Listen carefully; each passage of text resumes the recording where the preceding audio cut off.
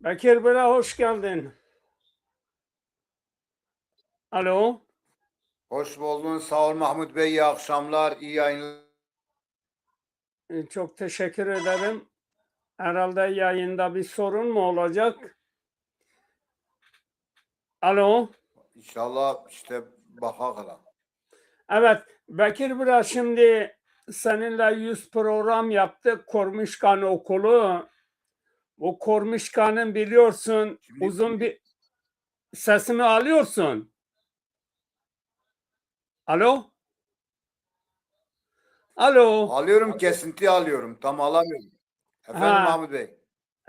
Bu Kormişkan'ın uzun bir hikayesi var. Kormişkan sizin o bölgelerde, Siverek'te, Diyarbakır'da, Çermuk'ta, çeşitli ilçelerden bir bahar bayramı gibidir. O gelenek hala da sürüyor. Şimdi daha sonra ise Koya Berz diye bir arkadaşımız var, Zaza yazarı. O bir Kormişkan kitabını, dergisini çıkarmıştı Zazaca. Arkasından bizimle Evet. yayın yapmaya başlayınca Kormişkan Okulu olarak onunla başladık. Belki 70-80 tane videomuz var onunla. Tabii bu yolculuk devam etti.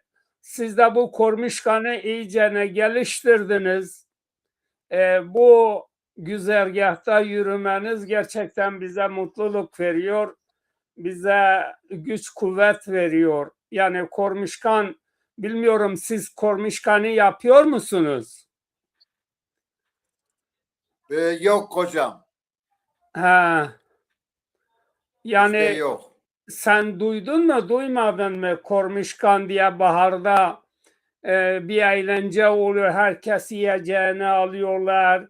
Bahar bayramı olarak gidiyorlar, yemek yiyorlar, piknik yapıyorlar.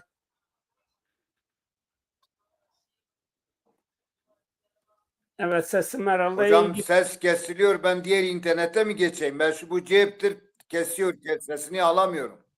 Ha, bir zahmet.